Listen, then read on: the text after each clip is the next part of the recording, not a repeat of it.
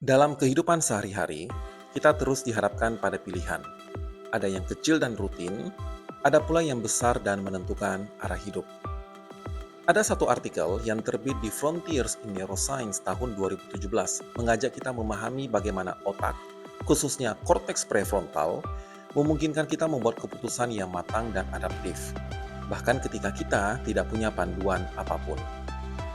Korteks prefrontal adalah bagian otak yang bertindak seperti direktur utama, mengatur bagaimana kita menimbang, merencanakan, dan menilai setiap langkah sebelum bertindak.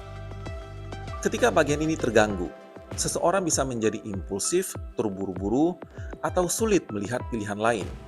Bukan karena kehilangan ingatan, tetapi karena kehilangan koordinasi dalam berpikir. Dalam risetnya, Funahashi menjelaskan 3 jenis pengambilan keputusan: berbasis memori, berbasis nilai, dan free choice decision making. Keputusan bebas tanpa panduan dari pengalaman maupun imbalan. Jenis terakhir inilah yang paling mencerminkan kebebasan berpikir manusia.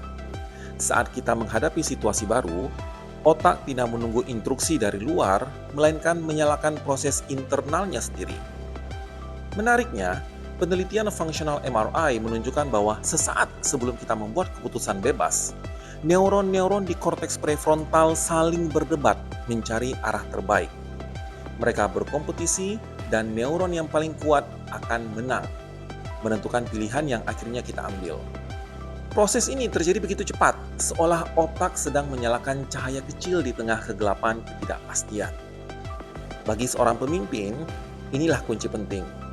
Dunia kini penuh situasi baru, minim data, dan penuh ambiguitas. Dalam keadaan seperti ini, kemampuan korteks prefrontal untuk tetap fleksibel dan tenang menjadi penentu. Ia membantu kita tidak hanya berpikir rasional, tetapi juga sabar, reflektif, dan sadar akan risiko sebelum bertindak. Jadi, semakin sehat dan terlatih korteks prefrontal kita, semakin berkualitas pula keputusan yang kita buat. Belajar memahami otak berarti belajar memahami diri. Bagaimana kita bisa memilih dengan jernih, bahkan saat dunia di sekitar terasa kabur dan tak pasti.